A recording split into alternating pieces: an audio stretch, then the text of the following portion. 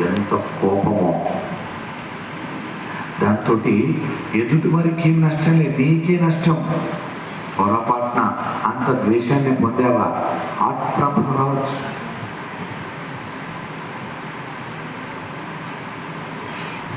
తొందరపడి నిర్ణయాలు చేయొద్దు దయచేసి.